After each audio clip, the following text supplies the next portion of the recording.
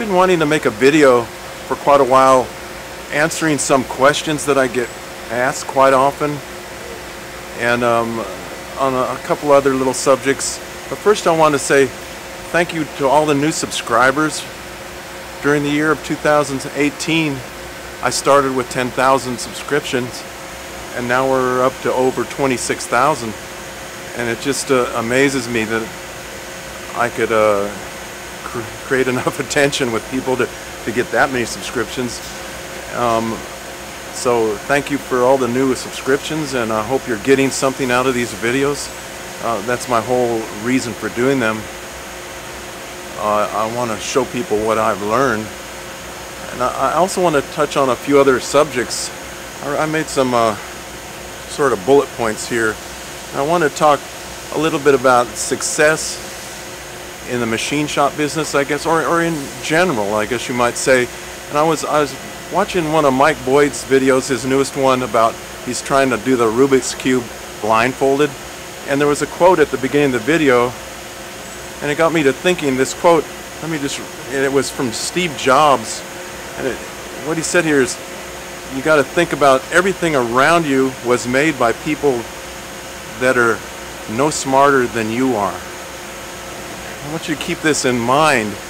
I've been successful at what I've done, I believe, and I don't think of myself as any better or smarter or anything like that. In fact, I know a lot of people that are way smarter than I am and way better business people. In fact, I'm a terrible business person. In reality, my wife, if she hadn't helped me with my business, I wouldn't have got anywhere near where I got to. She's way better, take my word for it, at managing money and dealing with people than I am. I'm kind of a introverted person. In fact, even doing these videos is kind of difficult for me to do this and post them. I've done absolutely no public speaking. I'm not that kind of a person. I know how to make things. I've been good at that since I've been young, and this is what I do. And every time I make a video like this, sorry for the sound maybe you might be hearing. I'm running the machine. In fact, I was running the grinder over here, and now I finished grinding a couple of end mills for centerline, and the Mazak is running here. I kind of closed this compressor door a little bit, but you might still be hearing that noise. I'm recording this out in the shop, and so you're going to have to kind of bear with me for a little bit on that. And see, even people call me on the phone, even I don't know who that is, so I'm not going to answer that right now. Well, what was I saying about success, and what Steve Jobs said, that the people are no different than you are or I am. I'm nothing special. I just worked hard. This is the secret to it, I guess, is that you have to put in the effort to get there. It's not going to happen easy. I don't want to discourage anybody and think, it's so difficult, but it's you just have to be persistent. That's all it takes. You have to not give up and be persistent and work towards a goal. It's these little increments of success built on top of each other that get you to where you might want to get. And I appreciate all these nice comments that people leave about, oh, you're so good, or you're a genius, or whatever it is. I don't know, but it's like, that's not true at all. I'm none of those things. I just work at what I do, and it takes some sacrifice. You can't expect to have a big social life and everything necessarily if you want to accomplish things. Sometimes you have to just work hard, and you have to sort of sacrifice a certain amount of that in order to be successful at what you're doing. I'm trying to get this light. I can see this reflection in my glasses, and it's kind of freaking me out. I don't know if I can adjust. So my word here is that you just have to keep at it until you are successful and not give up. It's going to be discouraging at times, and you're going to want to give up, but you just have to follow through, and you'll have these little successes, and you'll say, oh, I can see that I'm going to make it, and you will make it. And everybody that says those comments to me, I appreciate it, but you'll be just that successful if you just keep at it and keep trying and apply yourself to it, you know, whatever you try. So I just want to say that about that. I put another thing, quoting jobs. I want to talk a little bit about quoting jobs because people ask me that question quite a bit. You know, how did you quote that job and this? And to tell you the truth, lately, I don't quote any jobs. I just am given the price. I work predominantly for Centerline here. Centerline Manufacturing was my old business, and when I owned it, it was called Edge Precision. But they didn't want that name when they bought it, and they changed the name and all that. So I retained actually the corporate entity of Edge Precision for myself. And that's why this channel and everything's called that. But the business that I used to own is now called Centerline Manufacturing, and they quote the jobs, whatever jobs they get in, and I have a little bit of agreement with them that they will provide me work to do, and if they can't provide me enough work, I can get outside jobs. But I've never had to do that because they've always provided me work for the last about 5 years or so that I've been in here. So I don't really quote the jobs. I just am given a job, or they say, do you want to do this? And I say, well, what do you want to pay me for it? And they'll throw out a price, and I'll either say, I don't think that's enough, can you pay me more? And sometimes they can, sometimes it's not enough, and I say, I don't want to do it.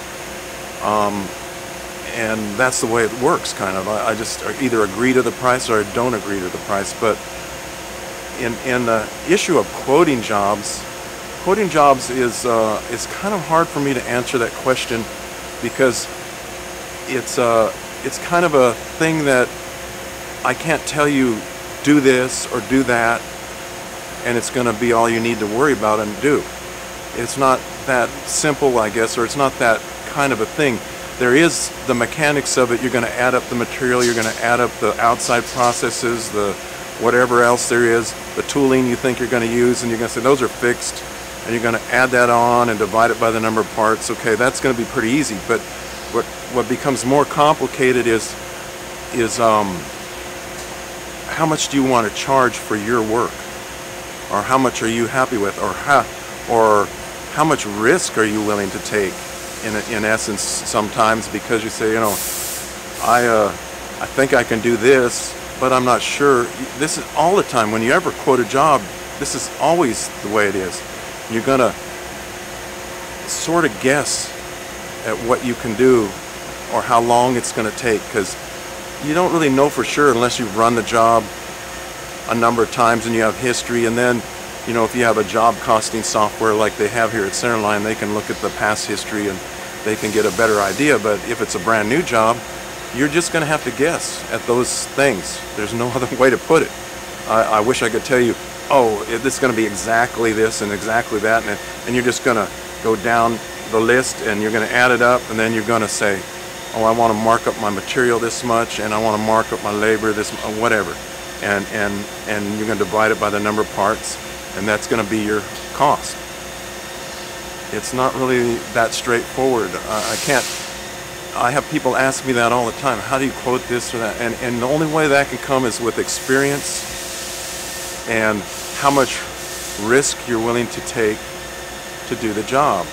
Are you willing to risk it and see if you make money or you don't make money? This is a really controlling thing in business in general. You have to be willing to take a certain amount of risk to get your things done, whatever you do. So that's the way that works. The guy kind of distracted me over there on that issue, and so I would like to really.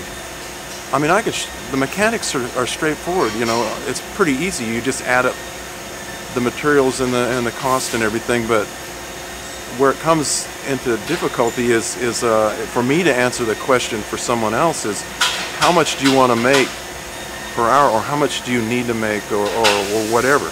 You know, for myself right now, everything I have is paid for.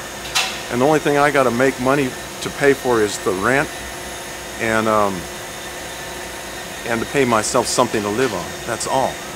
See, but there's other situations where people are financing things, machinery, they're paying employees, and so that it's a hard question for me just to straightforward answer. Is the only way I can put it. I would like to be able to, but I don't know a lot of times how to answer that. And a similar question people ask me is, how do you get work? You know, there's a few guys starting their own shops here in Centerline, and that seems to be all right with Centerline, and they actually give them work to do at times, which is sort of unusual for a company to let people work here as well as having their own shops and actually giving them jobs to do in their own shops. So Centerline has a kind of a different situation here. Sometimes they allow people to work on a piece part prices and they pay them that way, which is very unusual. Is the only way I can put that. But let's get back to the question of how do I find work. There's another thing that's kind of hard for me to answer. You know, I can tell you certain little things, you know, that I have always not really had to search out work to do. And the little saying is true: if you do a good job, people will beat a path to your door. And that's actually pretty true in this industry. That word starts to get around a little bit, but it is kind of hard to get your initial foot in certain places. And I originally had a partner in my business, and I don't like partners, to tell you the truth. And I had to buy this person out, and it cost me a lot of money to do that. But he actually got me started with a few certain customers here in the Houston area, and that he did good for me, and I really appreciate that. But I paid dearly for it, believe me, in the end. So I myself don't like partners, but that's not saying that that can't work for somebody. I could think of ways that people could make that work, but myself, I don't want to do that anymore. I don't have to do that anymore. So that was so those things, and like I say, I appreciate all the good comments and the subscribers and new subscribers, and I hope people are getting good information from my videos. I'm trying to improve the quality of the video, the production, the sound, the information, how I can relate it. I'm really not a person that is that organized and real super business savvy. I'll put it that way, or something. You know, like other people I watch on YouTube, I admire their cleanliness and their organization, you know, all their tooling and their tools and everything. And I said, wow, you know, I don't really have, or I should say, I want to say I don't have time for that, but you make time for what you want to do, and so that's just an excuse.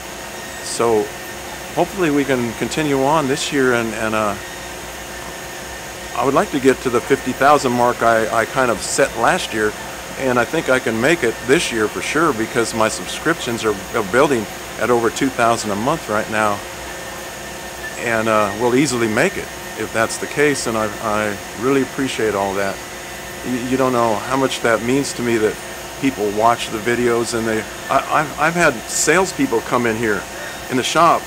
You know, like the Goering sales guy was here the other day, because I'm going to use some Goering tooling on this next operation on the super duplex part here, and he was here, and I was discussing that, and he said he goes into other shops and they're watching my videos on their computers and stuff, and they say to him, oh, you know that guy? I said, yeah.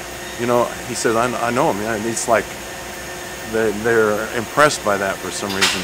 That's wow. You know, I don't know what to say about that, but so I appreciate that so much. You know, it's kind of like you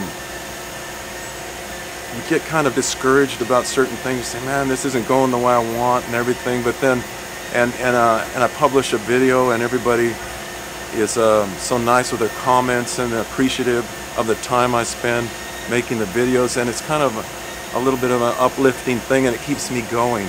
It's weird. These videos are kind of keeping me.